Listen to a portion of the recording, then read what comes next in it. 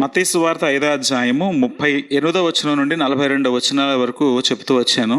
ఇవాళ ఇక దానికి ముగింపు పలుకుపోతున్నాము. ఆ పారాగ్రాఫ్కి నేను ఇంతకుముందే చెప్పాను, లేఖనాలలో ప్రతి వచనం కూడా సందర్భోచితంగానే ఆలోచన చేయాలి. సందర్భానికి వెలుపల మనం ఆలోచన చేసినప్పుడు అది ఖచ్చితంగా అపవాది సంబంధమైనటువంటి విషయం అవుతుంది. అపవాది ఎప్పుడు కూడా చెర్రిపిక్ లాగా అక్కడొక మాట ఇక్కడ ఒక మాట పట్టుకునేటట్టు చేసి మనుషులను త్రోవ తప్పిస్తాడు. కాబట్టి మనం వాక్యాన్ని సందర్భోచితంగా ఆలోచించాలి. ఇప్పుడు మత్తయి సువార్త 5వ అధ్యాయంలో, 6వ అధ్యాయంలో, 7వ అధ్యాయంలో ఈ విషయాలన్నీ యేసుక్రీస్తు ప్రభువారు ఎందుకు తెలియజేస్తున్నారు?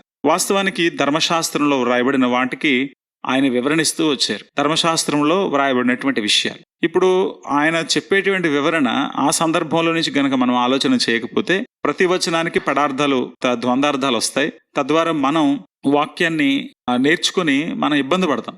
ఇక్కడ రాయబడినటువంటి మాటలు కంటికి కన్ను పంటికి పన్ను అనే మాటను బట్టి ఆయన ఇవన్నీ చెప్తున్నాడు. కానీ అది వదిలేసి కుడి చెంప మీద కూడా ఎడమ చెంప చూపించమన్నాడు అంటే కొట్టించుకోమంటున్నాడు. లేక మరి ఎవరైనా కోర్టులో కేసు వేస్తే వదిలేసుకుండా కేసు అన్నట్టు చెప్తున్నాడు. లేకపోతే ఒక ప్రదేశానికి రమ్మని మనల్ని బలవంతం చేస్తే అంటే లేనిపోని బరువులు మనతో మోయించుతా ఉంటే ఆ మోత బరువులు మనం మోసుకుంటూ వెళ్లాల్సిందే, మన ఇబ్బంది పడాల్సిందే అని చెప్తున్నాడు. ఏది అడిగితే అది ఇచ్చేయమంటున్నాడు. అంటే యేసుప్రభు ఏం చెప్తున్నాడు, చచ్చిపోమంటున్నాడా అనేటువంటి ఒక తప్పుడు అవగాహన కలుగుతుంది. అలా చూసుకున్నప్పుడు ఆ వచనాలు నిజంగానే మనకు ఇబ్బంది కలిగించే వచనాలుగా ఉంటాయి. వాస్తవంగా ఆ విధంగా యేసుప్రభు చెప్పడం లేదు. యేసుప్రభు ఇచ్చినటువంటి మాటకు వివరణిస్తున్నాడు. ధర్మశాస్త్రంలో మనం చూస్తున్నప్పుడు నరహత్య చేయవద్దని కనబడింది. కానీ దానికి వాస్తవికమైన భావం ఎవరు చెప్తున్నారు? యేసుప్రభు వారు చెప్తున్నారు. నరహత్య చేయవద్దు అనేదే ఆలోచన చేయకండి. వాస్తవానికి కోపం లేక వ్యర్థుడు అనేటువంటి ఆ లక్షణం, నిందించేటువంటి స్వభావం, చులకన చేసే స్వభావం కూడా మంచిది కాదు అని యేసుప్రభు వారు సమస్యకు లోపటికి వెళ్ళి సమస్యకు కారణమైనటువంటి విషయాన్ని ఆయన ప్రస్తావిస్తూ ఉంటున్నాడు. వాస్తవానికి మనం ఎప్పుడు కూడా మనుషులను చూసినప్పుడు పై రూపాన్ని, పై విషయాల్ని, పై వాటిపైన మనం శ్రద్ధ పెడతా ఉంటాం. కానీ పైవి ఏవి కూడా వాస్తవం కాదు. బ్యూటీ స్కిన్ డీప్ అంటారు కదా, పైకి కనపడుతుండేటువంటి సౌందర్యం లోన ఉండదు. ఇప్పుడు మన పైన శరీరానికి పైన జుట్టు ఉంటుంది, రకరకాల అవయవాలు ఉంటాయి. ఇవన్నీ కూడా మనకు కనపడతాయి. కానీ వాస్తవంగా లోన కొట్టుకుంటున్న గుండె, లోన ఉన్నటువంటి వేరే అవయవాలు కనపడవు. కానీ అవి కనపడకుండానే చాలా పనులు చేస్తూ ఉంటాయి. కనపడేటువంటి పదార్థాలు, కనపడేటువంటి విషయాల కంటే కనపడనివే జీవితాన్ని నడిపిస్తున్నాయి. పైన జుట్టు బాగుంది, అందం బాగుంది, అవయవాలన్నీ కూడా చూడడానికి బాగున్నా లోన ఆరోగ్యం లేకపోతే ఎట్లా? కానీ పైకి కనపడడానికి చాలా మంది ఇష్టపడతారు. చాలా మందిని మనం పైన చూసి కూడా భ్రమపడిపోతుంటాం. వీళ్ళు చాలా జ్ఞానం కలిగిన వాళ్ళు ఏమో, వాళ్ళు వేసుకునే డ్రెస్, వాళ్ళ పొజిషన్ మనం చూసి కొంతమందికి భయపడతాం, కొంతమందికి అమితమైన గౌరవం ఇస్తాం, కొంతమంది మాటలు చూసి మనం వాళ్ళ గురించి చాలా గొప్పగా ఎంచుకుంటాం. కానీ వాటికి మించిన వ్యవహారం వాళ్ళ హృదయాల్లో ఉంటుంది. అది సాధారణంగా ఎవరికి కూడా కనపడదు. చాలామంది మాటలకు దొరకరు. అందుకే మంచి నటినట్లుగా వాళ్ళు చలామణిలో ఉంటారు. అంటే సినిమాలు ఉండే నటులు వేరు, జీవితంలో నిజంగా నటించే వాళ్ళు వేరు. జీవితంలో నటించే వాళ్ళని మనం వెంటనే పసిగట్టలేం. కొన్నాళ్ళు వాళ్ళతో జీవిస్తే వాళ్ళు ఉన్నటువంటి అసలు వ్యక్తిని మనం చూడగలుగుతూ ఉంటాం. అప్పుడు అనుకుంటాం, ఈ వ్యక్తి ఇటువంటి వాడు, నేను అనవసరంగా ఇతను నమ్మాను అని. వాస్తవానికి దేవుడు అంతరంగాన్ని చూస్తున్నాడు కదా, ఆయన ఆంతర్యాన్ని పట్టించుకుంటున్నాడు కదా. కాబట్టి ఆయన ఆ లోపడున్నటువంటి అసలైనటువంటి సమస్యను పరిష్కరించే దిశగా ఆయన ప్రయత్నం చేస్తున్నాడు. వాస్తవానికి యేసుక్రీస్తు ప్రభువారిని రోగులకు వైద్యుడు అని అంటాం. అంటే ఒక మంచి వైద్యుడిలాగా ఆయన మానవ జీవితాన్ని చక్కదిద్దడానికి, మానవుడు దేవునితో సంబంధంలో రావడానికి ఆయన ప్రయత్నం చేస్తూ ఉంటున్నాడు. ఆయన అంతరంగంలో ఉన్న సమస్యలను ఉద్దేశించే మాట్లాడుతున్నాడు. నీ లోపట మోహపు చూపు ఉండకూడదు, నీ లోపట ఏ విధమైనటువంటి ద్వేషం ఉండకూడదు.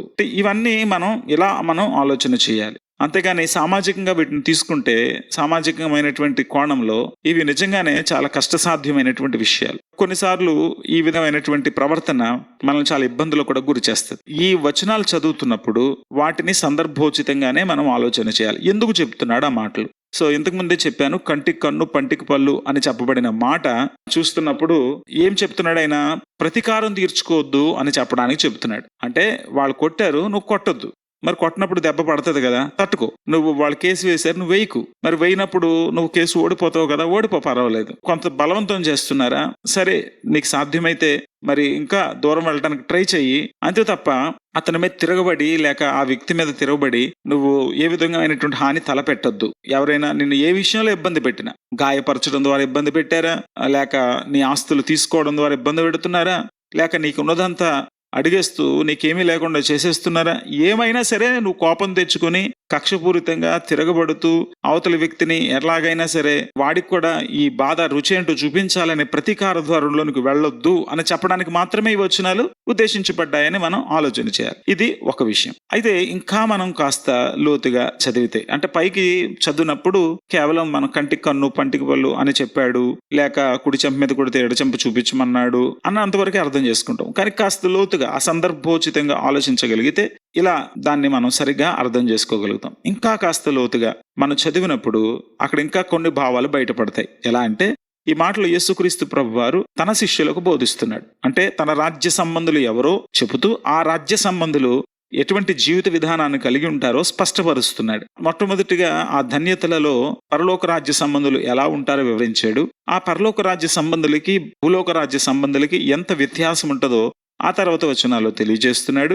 ఇప్పుడు వాళ్ళు ఇతరులతో ఎటువంటి సంబంధాలు కలిగి ఉంటారో కూడా తెలియజేస్తున్నాడు. పరలోక సంబంధులు ఎలా ఉండాలి, ఎలా ఉంటారు, వాళ్ళు హృదయంలో పవిత్రమైన ఆలోచనలు కలిగి ఉంటారు, హృదయంలో ఎటువంటి కక్ష పెట్టుకోరు, లేకపోతే హృదయంలో వాళ్ళు స్వచ్ఛమైనటువంటి నీతి కలిగిన మనస్తత్వాన్ని కలిగి ఉండేటువంటి విధానం ఉంటుంది. అలాగే వాళ్ళు ఎప్పుడు కూడా ప్రతీకార ధోరణి కలిగి ఉండరు. కాబట్టి ప్రతీకారం అనేది దేవునికి ఇష్టమైనటువంటి స్వభావం కాదు. కారణం చాలా విషయాలు చెప్పాను. అందులో మొట్టమొదటిగా, నీవు ప్రతీకారం తీర్చుకుంటున్నావంటే అవతల వ్యక్తిది తప్పు అని నువ్వు తేల్చేస్తున్నావు. తేల్చే అధికారం నీకు ఎవడిచ్చాడు? అతను ఎందుకు నీపై దాడి చేశాడు? నువ్వేదైనా తప్పు చేశావా? ఎవరు తీరుస్తారు ఇది? ఎవరైనా సరే తమ తప్పును సమర్థించుకుంటారు, ఎదుటోళ్ళ తప్పును ఎత్తు చూపిస్తారు. ఇప్పుడు చట్టం నీ చేతిలోకి తీసుకొని అవతల వ్యక్తికి నాకు గాయం చేశాడని నువ్వు గాయం చేసుకుంటూ పోతే, వాడు నీకు గాయం చేసుకుంటే ఈ కొట్లాటకి ఇంక అంత ఉండదు. యేసుప్రభు వారు ఈ మాటలు చెప్పడం ద్వారా మనకు పరోక్షంగా ఏం చెప్తున్నాడంటే, నువ్వు ప్రతీకారం తీర్చుకోవద్దు, నేనున్నాను తీర్పరిని, నేనున్నాను న్యాయాధిపతిని. తీర్పు తీర్చే అధికారం కేవలం దేవునికి మాత్రమే ఉంది. కాబట్టి దేవునికి ఆ అధికారం మీరు అక్రెడిట్ చేస్తున్నట్లయితే, ఇప్పుడు న్యాయాలు మీరు నిర్ణయం తీసుకొని నాకు అన్యాయం జరిగింది అనేటువంటిది మీరుకంతటి మీరు నిర్ణయం తీసుకొని మీరు దాడి చేయడానికి వెళ్ళడం కుదరదు. వాస్తవానికి మనకి ఏదైనా జరగగానే మనం అన్యాయం పొందామని అనుకుంటాం. కానీ ఆవేశాలు పక్కన పెట్టి మనం ఆవేశాలని పట్టించుకోకుండా వాస్తవాలు ఆలోచిస్తే కొన్నిసార్లు మన పొరపాట్లు కూడా బయటపడతాయి. యేసుప్రభువు అదే చెప్తాడు, ఎదుటివాడి కంట్లో నలుసు తీయక మునుపు నీ కంట్లో ఉన్న దూలం తీసుకో అని. కానీ అలా చూసుకునేవాడు ఎవరున్నారు చెప్పండి? ఎవరు చూడరు. కాబట్టి మనం ఇప్పుడు న్యాయాధిపతి దగ్గరికి వెళ్ళాలి. కానీ న్యాయాధిపతులు కూడా చాలా సార్లు వాళ్ళు లంచగొండులైపోయి న్యాయాన్ని తిప్పుతా ఉంటారు. కానీ పరలోకపు న్యాయాధిపతి అటువంటి వాడు కాదు. ఆయన లంచం పుచ్చుకొనడు, ఆయన ఎవరికి అన్యాయం చేయడు, ఆయన నీతిమంతుడు, న్యాయాధిపతి. ఆయన న్యాయం అంటే నిజమైన న్యాయమే చేస్తాడు. కాబట్టి ఆయన న్యాయం చేస్తాడు. దేవుడు నాకున్నాడు అన్నవాడు తిరగబడ్డాడు. రెండవది, నేను దేవుని బిడ్డని అని అనుకున్నవాడు కూడా తిరగబడ్డాడు. నేను ఆయనకు గౌరవం తీసుకురావాలి కదా. ఆయనేమో క్షమించమంటున్నాడు, ప్రేమించమంటున్నాడు. ఆయన మాటల మీద ఏమాత్రం గౌరవం ఉన్నా నేను ఆ మాట ప్రకారంగా జీవించాలనే ఆలోచన కలిగి ఉంటాడు. మూడవది, నేను దేవుని పరలోక రాజ్య సంబంధిని, నేను ఆయన బిడ్డని, ఆయనకి ఎక్కడ అవమానం తీసుకురాకూడదు అని ఆలోచిస్తాడు. ఎందుకంటే మనం ఏం చేసినా దానివల్ల దేవుని మనకు అవమానం మహిమ కలుగుతుంది. ఇక్కడే 5వ అధ్యాయం 16వ వచనంలో మనం చూస్తాం. అక్కడ అంటాడు, మీ సత్క్రియలను చూచి పరలోకమందున్న మీ తండ్రిని మహిమపరుచున్నట్లు. కాబట్టి దేవుడు మహిమపరచబడడం ముఖ్యమైన ఉద్దేశం. మనం ఎప్పుడైతే సహనం కలిగి ఉంటామో, ఓర్పు కలిగి ఉంటామో, ఆయన నామానికి మహిమ కలుగుతుంది. మనం తిరగబడతామో ఆయన నామానికి అవమానం కలుగుతుంది. నీతి న్యాయాలు పక్కన పెడతారు. నన్ను వీడు గాయపరిచాడని మన మీద అభాండాలు కల్పిస్తూ మనల్ని చెడ్డ చేసే ప్రయత్నం చేస్తారు. కాబట్టి మనం ఎప్పుడు కూడా చట్టాన్ని చేతిలోకి తీసుకోకుండా దేవుడు ఉన్నాడు గనక ఆయన విడిచిపెడదాం. దేవుడు న్యాయం చేస్తాడు గనక ఓపిక పడదాం.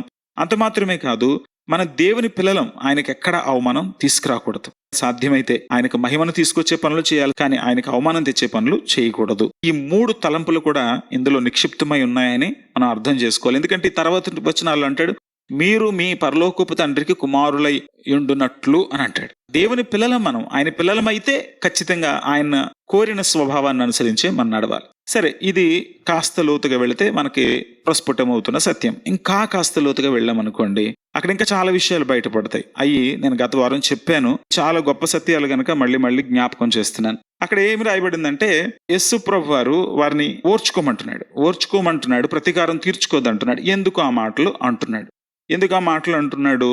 వాస్తవానికి అప్పుడున్న సమస్యలు ఏంటి, పరిస్థితులు ఏంటి, ప్రజలు ఎలా ఉన్నారు అనేది పరిగణలోకి తీసుకోవాలి. అప్పుడు రోమీల పరిపాలనలో ప్రజలు నలిగిపోతున్నారు. రోమీలు చాలా దారుణంగా ప్రజలను దోచుకుంటున్నారు.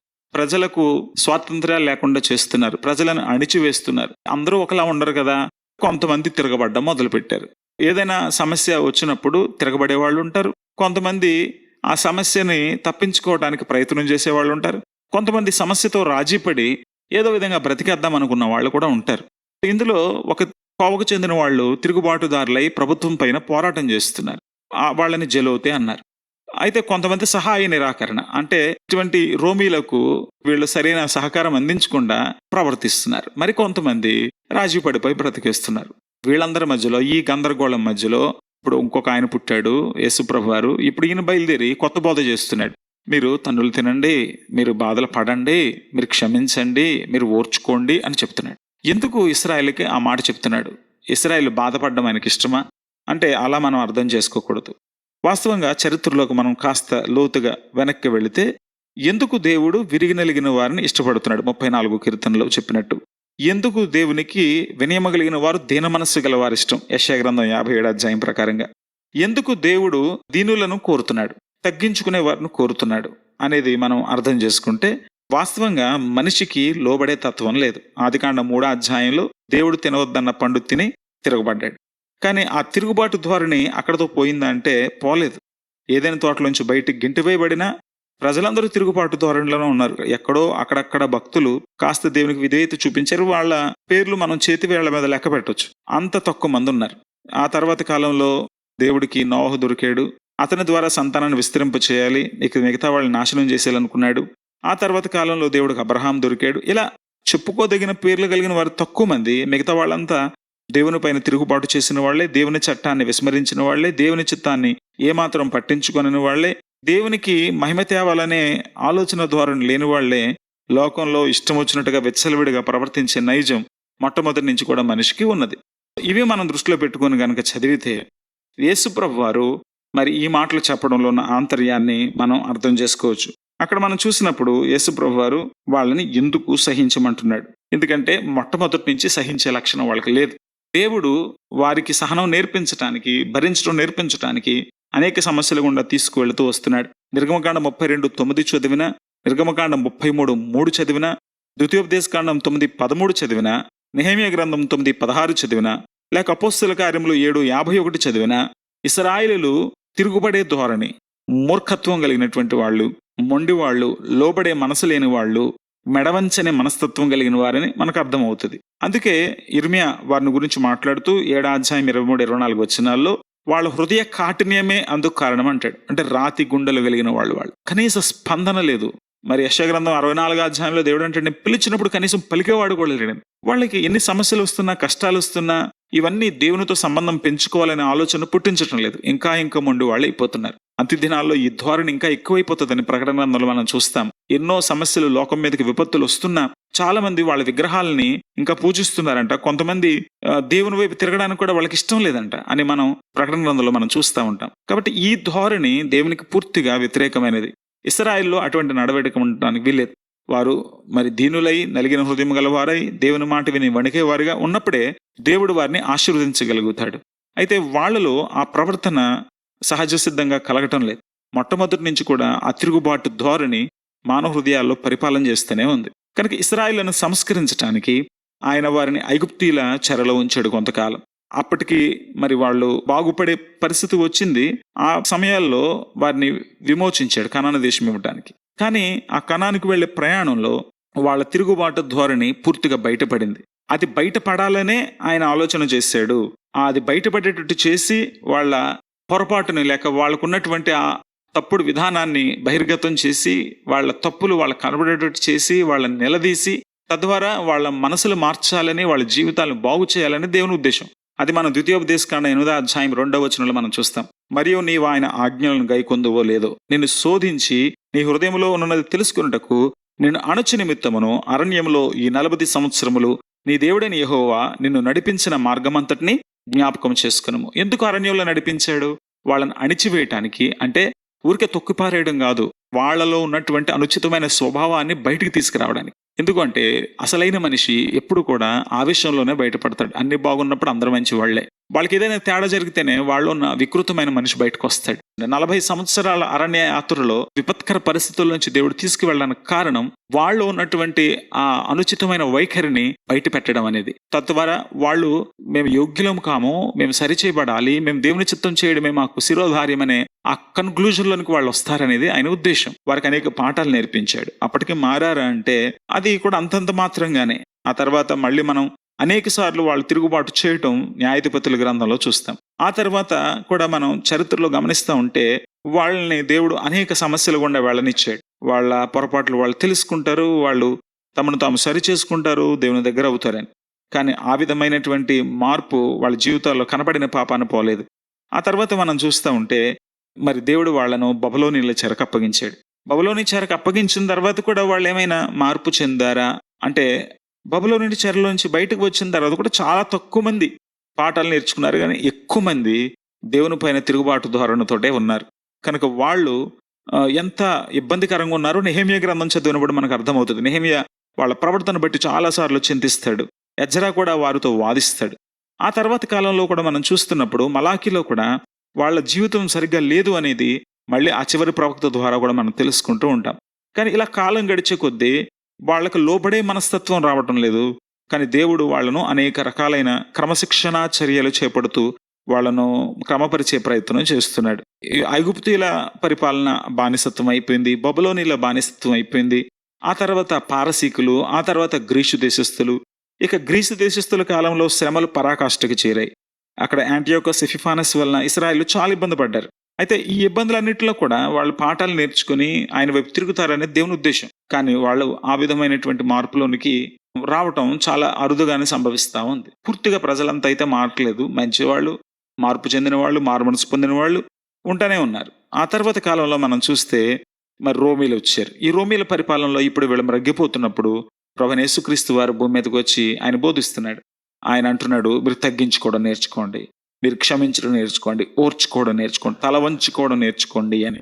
ఎందుకంటే బైబిల్ గ్రంథంలో హీబ్రూ భాషలో మెడవంచని స్వభావం అనే దాన్ని మన తెలుగులో లోబడనొల్లని అనే పదంతో తర్జుమా చేశారు. కానీ మీరు ఇర్మియా గ్రంథం 31వ అధ్యాయంలోనికి వెళితే మాత్రం అక్కడ 18వ వచనంలో అక్కడ డైరెక్ట్ గానే రాశారు. వాళ్ళు ఎందుకు శ్రమలు పాలయ్యారు అనే కారణాన్ని ఇర్మియా చెబుతున్నాడు. నీవు నన్ను శిక్షించితివి, ఇశ్రాయేలును చెప్తున్న బాధ అనమాట. ప్రభా మీరు మమ్మల్ని శిక్షించారు అని అంటూ కాడికి అలవాటు పడని కోడే దెబ్బలకు లోబడినట్లు నేను శిక్షకు లోబడుచున్నాను. ఎందుకు ఈ దెబ్బలు తినాల్సి వస్తుంది? ఎందుకు ఒక ఎద్దుని ఆ నడిపేవాడు కామంది కొడతాడు అంటే అది చెప్పిన మాట వెంటనే చెప్పిన దిశలో వెళ్తాడు, చెప్పినట్టుగా నడవట్లేదు. అప్పుడు దాన్ని సరైన దారిలోకి తీసుకురావడానికి కొడతాడు. అలాగే ఇశ్రాయేలును తనకు లోబరుచుకోవడానికి ఆయన అనేక పరిస్థితులు గుండా తీసుకువెళుతూ వచ్చాడు. యేసుక్రీస్తు ప్రభువారు భూమి మీద స్వయంగా జీవించిన కాలంలో కూడా వాళ్ళు దేవునికి లోబడలేదు. వాళ్ళు చాలా మంది దేవునికి తిరుగుబాటు చేశారు. ఆ పరిస్థితుల్లోనే అక్కడ ప్రభువారు ఒక మాట అంటారు, ప్రభు పేరట వచ్చేవాడు స్తుతించబడును గాక అని మీరు చెప్పే వరకు ఇక మీరు నన్ను చూడరు, మీ ఇల్లు మీకు విడవబడింది. కోడి తన పిల్లల్ని దగ్గరికి పిలుచుకున్నట్టు మిమ్మల్ని ఎన్నోసార్లు చేర్చుకోవడానికి ప్రయత్నం చేశాను, మీరు వల్లకపోయారు అని వారి తిరుగుబాటు ధోరణిని యేసు ప్రభువారు ప్రశ్నించడం జరుగుతుంది. ఏ రోజైతే ఇశ్రాయేలు దేశం యేసుక్రీస్తును సురక్షకుడుగా అంగీకరిస్తుందో, మా కొరకు పంపించబడిన రక్షకుడు మా మెస్సియా దైవ కుమారుడు దేవుడు అని ఒప్పుకుంటుందో, అప్పుడు వారి పక్షంగా యుద్ధం చేయడానికి దేవుడు దిగి వస్తాడు. అంతవరకు ఈ శ్రమలు కొనసాగుతాయి, ఇంకా తీవ్రమవుతూ ఉంటాయి కూడా. ఇప్పటికీ కూడా వాళ్ళు ఎంతో తిరుగుబాటుని అనుభవిస్తున్నారు, ఎంతో అణిచివేతను అనుభవిస్తున్నారు. అనేక ముస్లిం దేశాలు వాళ్ళని బాధ పెడుతూనే ఉన్నాయి. కానీ ఇప్పటికీ కూడా ఆ పొగరబోతుతనం, ఆ తల బిరుసు వీళ్ళకి ఇంకా పోలేదు. కాబట్టి యేసు ప్రభువారు బయట నుంచి ఎన్ని పరిస్థితులైనా వీళ్ళని బాగు చేయలేకపోతున్నాయి. కానీ ఆంతర్యంలో మార్పు రావాలి. వాళ్ళ అంతరంగంలో మార్పు వస్తే బాహ్యంగా మార్పు వస్తుంది. కాబట్టి వాళ్ళ ఆంతర్యంలో మార్పు రావాలంటే వాళ్ళు ఏ దిశలో వాళ్ళు ఆ క్రమశిక్షణ చర్యలు చేపట్టాలి అనేది ఆయన లోతుగా వాళ్ళ అంతరంగాన్ని శుద్ధి చేసే విధంగా, వాళ్ళ హృదయాన్ని తాకే విధంగా ఆయన మాట్లాడుతూ వచ్చాడు. కాబట్టి ఆయన మాటల్లో ఈ విషయాలు ఎందుకు వచ్చాయి అంటే, తద్వారా మనిషి ఇవన్నీ ఇప్పుడు కొడితే పడుతున్నాడు, తిట్టినా పడుతున్నాడు, కోర్టు కేసు వేసినా ఏమీ చేయటం లేదు, ఏది అడిగితేనో ఇచ్చేస్తున్నాడు అంటే ఏంటి అర్థం? బేసిక్గా వాడు పూర్తిగా విరిగి నలిగిపోయిన ఒక బలహీనమైన వ్యక్తిగా ఉన్నాడు. కనుక కొట్టినా ఏం చేయలేడు, ఏదైనా లాక్కెళ్ళిపోతున్నా బదులు లాక్కోలేడు, ఏదైనా ఉంటే మౌనంగా రోధిస్తూ ఉంటాడు. ఈ విధమైన వ్యక్తిత్వాన్ని యేసుప్రభు వారు ఇక్కడ ఎందుకు మన ముందు వర్ణించే ప్రయత్నం చేస్తున్నాడు అంటే, అలా గనక ఇశ్రాయేలు తగ్గించుకోగలిగితే, అలా గనక ఇశ్రాయేలీయులు తల వంచుకోగలిగితే దేవుడే వాళ్ళ పక్షంగా అద్భుతాలు చేయడానికి సిద్ధంగా ఉన్నాడు. అందుకే మత్తయి సువార్త 11:28 అంటాడు, ప్రయాసపడి భారం మోసుకుంటున్న సమస్త జనులారా నా యొద్దకు రండి, నేను మీకు విశ్రాంతినిస్తాను. నేను సాత్వికుడును దీన మనసు కలిగిన వాడును గనక మీరు నా యొద్దకు వచ్చి నా కాడి మీ మీదకి ఎత్తుకొని నా దగ్గర నేర్చుకోండి అంటున్నాడు. కాడి మొయ్యడం, నిందలు భరించటం, శ్రమలు వహించటం, తిరగబడకుండా ఓర్చుకోవడం ప్రభు దగ్గరే మనం నేర్చుకోవాలి. అది 1 పేతురు 2:24 నుంచి మనం చూస్తూ ఉంటాం.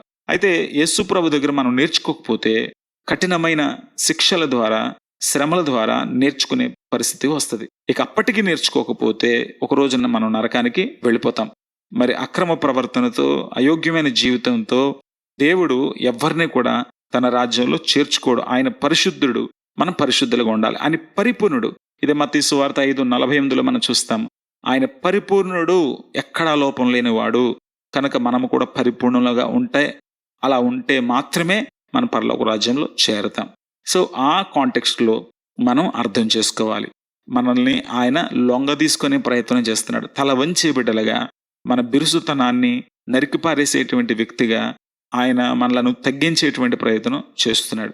యేసుప్రభు ఇస్తున్న సూచనలు ఒక వ్యక్తిని విరిగి నలిగే వ్యక్తిగా మార్చేస్తాయి, ప్రభుకు అనుకూలమైన వ్యక్తిగా మార్చేస్తాయి, ప్రభు కార్యం చేయడానికి ఆయనకి అవకాశం ఇచ్చేటువంటి విధానంలోనికి తీసుకొచ్చేస్తాయి. అందుకే 1 పేతురు 5:6 ఆయన బలిష్టమైన చేతి క్రింద దీన మనస్కులై ఉండినట్లు, ఆయన బలిష్టమైన చేతి క్రింద మనం దీన మనస్కులం అవ్వాలి. దేవుడు తగిన సమయంలో హెచ్చించినట్లు, దేవుడు తగిన సమయంలో కార్యం చేయాలి అంటే ఆయన బలిష్టమైన చేతి కింద మనం దీన మనస్కులై ఉండడం నేర్చుకోవాలి. కాబట్టి ఇవన్నీ కూడా మీరు దృష్టిలో పెట్టుకోవాలని నేను మనవి చేస్తున్నాను. ఆయన తనకు లోబడే వ్యక్తులుగా వారిని మార్చుకోవాలనుకుంటున్నాడు, బయట నుంచి కాదు, అంతరంగంలో నుండి. కనుక వారి అంతరంగాన్ని దేవునికి లోబడే స్థితిలోకి తేవటానికి ఆయన ఈ వచనాలు ఉటంకిస్తున్నట్లుగా మనం అర్థం చేసుకోవాలి. ఇక చివరి వచనంలోకి వచ్చేద్దాం. మత్తయి సువార్త 5:42 నిన్ను అడుగువానికి ఇమ్ము, నిన్ను అప్పు అడగగోరువాని నుండి నీ ముఖము త్రిప్పుకొనవద్దు.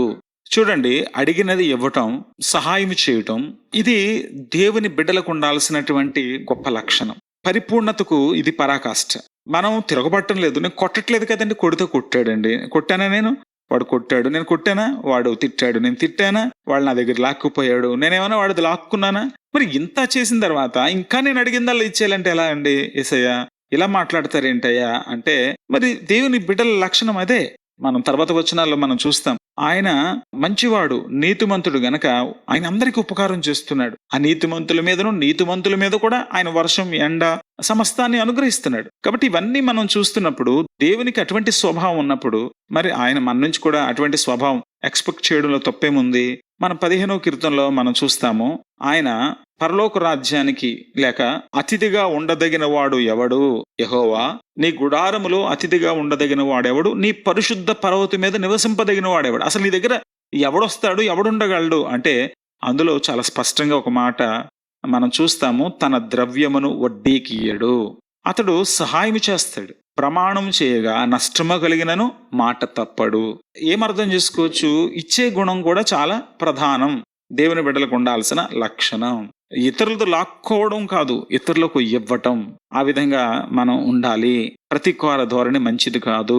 ఎవడో ఏదో తీసుకున్నాడని వాడిది లాక్కొచ్చేయకు, వాడికి ఇంకా కావాలంటే ఇచ్చేసేయి అని చెప్పడానికి ఆయన ఈ మాటలు తెలియజేస్తున్నాడు. ఎప్పుడైనా ఎదుటివారు దీనావస్థలో ఉన్నారు అని భావించినప్పుడే మనం వాళ్ళకి ఇవ్వడానికి ప్రయత్నం చేస్తాం. కానీ అందరూ అలా ఉండరు అనుకోండి. అందుకే యేసుప్రభు వారు మత్తయి సువార్త 25:35-40 వచనాల్లో ఆయన మేకల గుంపు, గొర్రెల గుంపు అని 2 గుంపులు వేరు చేశాడు. అంటే ప్రజలనే 2 గుంపులుగా చేస్తాడు ఆయన. అందులో మేకలు లాంటి వారు అంటే సాత్వికులు, లోబడే మనసు కలిగిన వారు, దీనులు అని అర్థం చేసుకోవచ్చు. మేకలు అంటే పొగరుబోతుళ్ళు. ఈ పొగరుబోతులతో ఆయన ఏమంటున్నాడంటే, నేను ఆకలికి ఉన్నాను, నాకు అన్నం పెట్టలేదు, నేను చెరసాల్లో ఉన్నాను, నన్ను దర్శించడానికి రాలేదు, నాకు చలిస్తుంటే కప్పుకోవడానికి దుప్పటి ఇవ్వలేదు, మీరు నాకు ఏమీ చేయలేదు అని అంటున్నాడు. ఎందుకంటున్నాడు? ఎప్పుడు పొగరుబోతాడు, ప్రతీకారం తీర్చుకోవాలని అనుకునేవాడు తన స్వార్థం చూసుకుంటాడు, తను బాగుండాలని కోరుకుంటాడు, నేనే బెటర్గా ఉండాలనుకుంటాడు, కనుక ఎవరికి ఏం చేయడు. కానీ దేవుని బిడ్డలు, దేవుడు ఎటువంటి వ్యక్తిత్వం కోరుతున్నాడంటే, నీకు ఎవరు ఏమి చేయకపోయినా, ఎవరు ఏమి ఇవ్వకపోయినా, ఆ మాటకొస్తే మనం పెళ్లికి పెడితే వాళ్ళకి పెళ్లికి పెడతాం, మనకి ఎవడైనా ఏదైనా ఇస్తే వాడికి ఇస్తాం. కానీ ఈ ధోరణి కాదు దేవునిది. అగాపే ప్రేమ అంటే ఎవరి దగ్గర ఎటువంటి ప్రతిఫలం ఆశించని ప్రేమ. ఆ ప్రేమ ద్వారా ఆ ప్రేమను కలిగి ఉంటే గనక ఎప్పుడూ ఇచ్చే వ్యక్తులుగానే ఉంటాం. ఎందుకంటే మనం అవతల వాళ్ళ దీనస్థితిని చూస్తున్నాం, అందుకే తిరగబట్టడం లేదు, అందుకే ప్రతీకారం తీర్చుకోవాలని ప్రయత్నం చేయట్లేదు. మన సహాయం అడిగే ప్రతి వ్యక్తిని కూడా మనం దీనులుగానే, వాళ్ళను బలహీనులుగానే మనం పరిగణిస్తాం. కానీ అలా చూడడం అది దేవుని బిడ్డలకు ఉండాల్సిన లక్షణం. అలా చేయడం ద్వారా మీరు నాకు చేసినట్టే అంటాడు యేసుప్రభు వారు. కాబట్టి మనం ఇతరులకు సహాయం ఇవ్వటం, లేక ప్రతీకారం తీర్చుకోకపోవటం, ఎవరు ఎంత దోచుకున్నా సరే అని ఇవ్వటానికే సిద్ధపడ్డం, అది క్రైస్తవ లక్షణం, క్రీస్తు లక్షణం. ఆ విధంగా మనం ఉన్నప్పుడే ప్రభు నామానికి మహిమ కలుగుతుంది. కానీ ఇలా ఎవరు ఉండగలుగుతారు?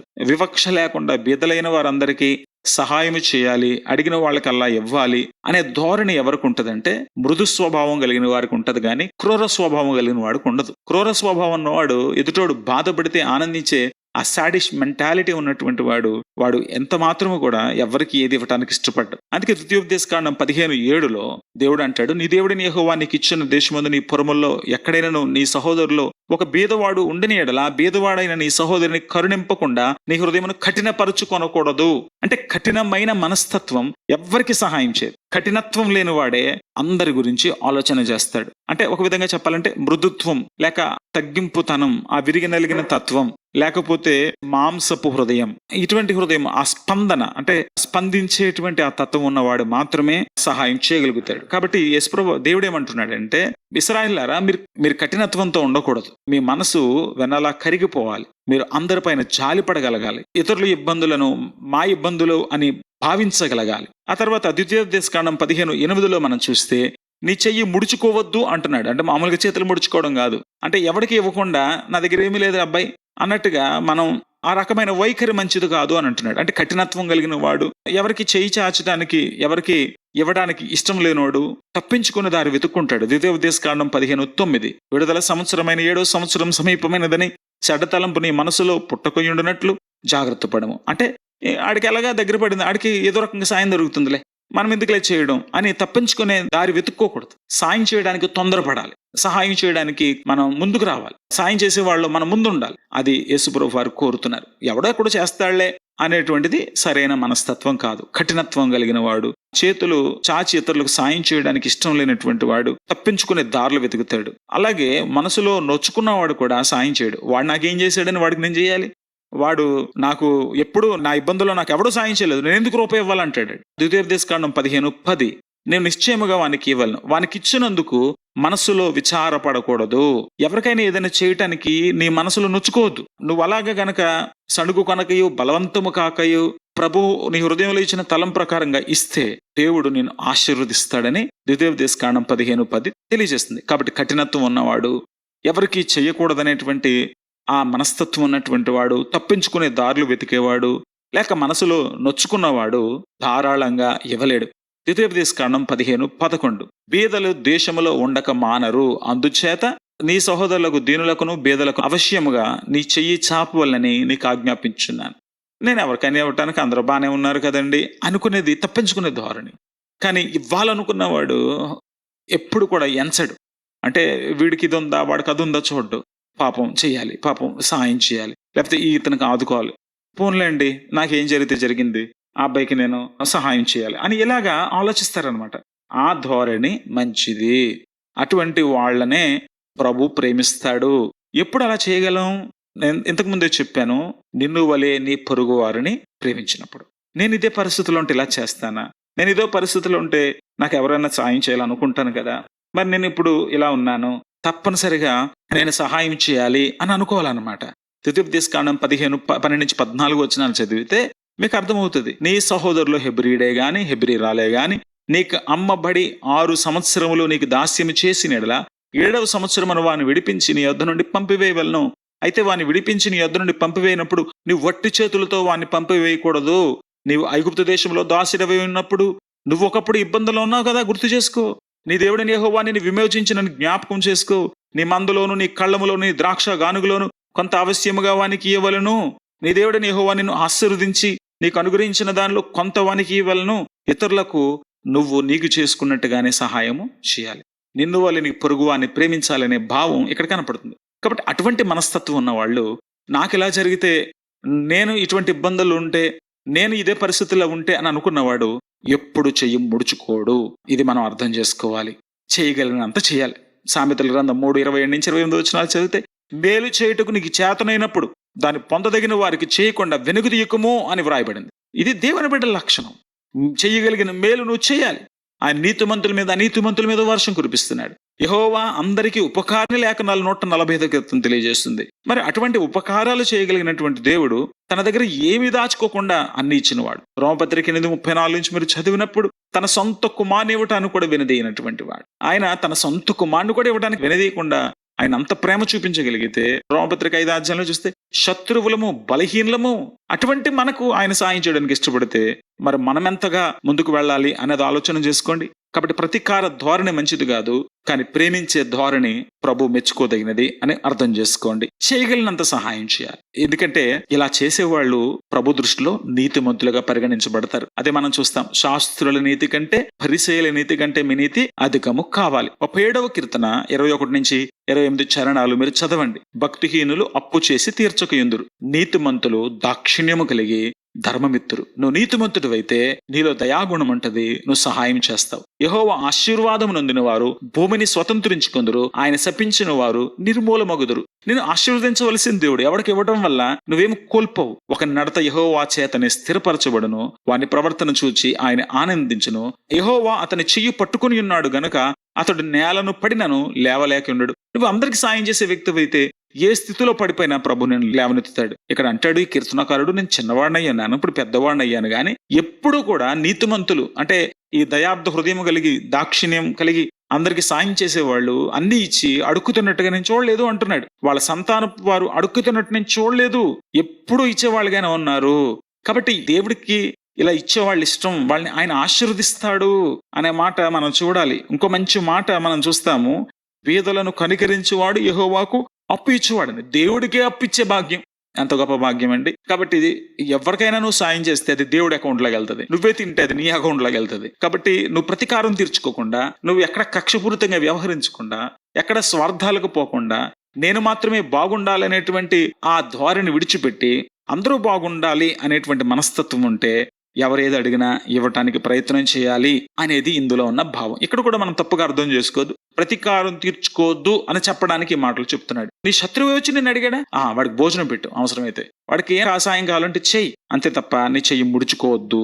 దయాగుణం కలిగిన వారు, దీనులైనటువంటి వాళ్ళు, నీతిమంతులైనటువంటి వాళ్ళు ఇటువంటి ధార్మిక గుణాన్ని కలిగి ఉంటారు. యథార్థవంతులు కూడా దయార్థమైన హృదయమే కలిగి ఉంటారు. పైకొకటి లోనొకటి కలిగి ఉన్న వాళ్ళు, కక్ష కలిగిన వాళ్ళు. 112వ కీర్తన 4-6 చరణాలు, యథార్థవంతులకు చీకట్లో వెలుగు పుట్టును, వారు కటాక్షము వాత్సల్యతయు నీతియు గలవారు, దయాళులు అప్పిచ్చువారు అంటున్నాడు. చూసారు ఎంత మంచి మాటలు ఉన్నాయో. కాబట్టి యథార్థవంతులమైతే, నీతిమంతులమైతే, నిజంగా మనం దేవుని పిల్లలమైతే, మనల్ని మన పొరుగు వారిని ప్రేమించే స్వభావం కలిగిన వాళ్ళమైతే ఖచ్చితంగా మనము దయాగుణం కలిగి ఉండాలి. ఇటువంటి ఔదార్యం నిన్ను ఎప్పటికీ నాశనం చేయదు. సామెతల గ్రంథం 11:24-25 వెదజల్లి అభివృద్ధి పొందేవారు కలరు అని బైబిల్ చెప్తుంది. వెదజల్లటం వల్ల నాశనం అయిపోయిన వారు ఉన్నారు అని చెప్పట్లే. వెదజల్లి అభివృద్ధి చెందేవారు కలరు, తగిన దానికన్నా తక్కువ ఇచ్చి లేమికి వచ్చేవారు కలరు అని అంటున్నాడు.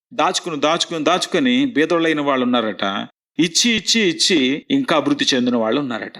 అంటే ఇది ప్రభు బిడ్డలకు మాత్రమే వర్తించే విషయం, బయట వాళ్ళకి కాదు. ఎందుకంటే నువ్వు ఇచ్చినప్పుడు దేవుడు నీకు ఇస్తాడు గనక. బయట వాళ్ళు దానగుణాలు చేస్తే అడుక్కు తింటారు, కానీ దేవుని బిడ్డలు ఇస్తే దేవుడు వాళ్ళకి ఇస్తాడు. ఇక్కడ మనకు దేవుడు ఉన్నారు, అక్కడ వాళ్ళకి దేవుడు లేడు. కాబట్టి ఈ లక్షణం బయట వాళ్ళు అనుకరించడం అసాధ్యం, కానీ మనకి సాధ్యం. ఎందుకంటే మనకు దేవుడు సహాయం చేస్తాడు. అందుకే సామెతల గ్రంథం 11:25 చూస్తాం.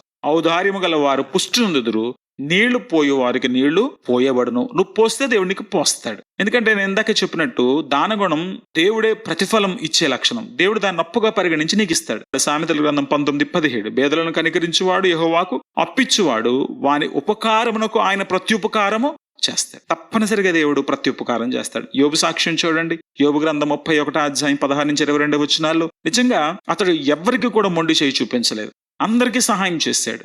కాబట్టి కొంచెం ఇబ్బంది పడ్డాడు, శ్రమలు పొందాడు, కానీ తుదకి రెండంతల ఆశీర్వాదాలతో ఆ దేశంలో అందరికంటే గొప్పవాడైపోయాడు. ప్రియమైన దేవుని బిడ్డలారా, ప్రతీకార ధోరణి మంచిది కాదు. వాడు కొట్టాడు, తిరిగి కొట్టకు. వాడు ఏదో కోర్టు కేసేసాడు, నువ్వు మళ్ళీ ప్రతి కేసు వేయకు. వాడేదో నీతో మోత మోయించాడని వాడిని ఎలాగైనా మోయించుదాం అని ప్రయత్నం చేయకు. వాడేదో నీ దగ్గర లాక్కుంటున్నాడని వాడుతున్నది లాగడానికి ట్రై చేయకు. ఇటువంటి దయాగుణం మనకి మంచిది. యేసుప్రభు కోరుతున్న లక్షణం. అది మనలను విరిగి నలిగిన వారికి ఉంచుతుంది, తక్కువ వారికి ఉంచుతుంది, తల ఉంచుకునే వారికి ఉంచుతుంది. తద్వారా దేవుడు ఎప్పుడు కూడా మనకు దగ్గరగా ఉంటాడు. దేవుడు అటువంటి కృపను మనకు సమృద్ధిగా అనుగ్రహించును గాక.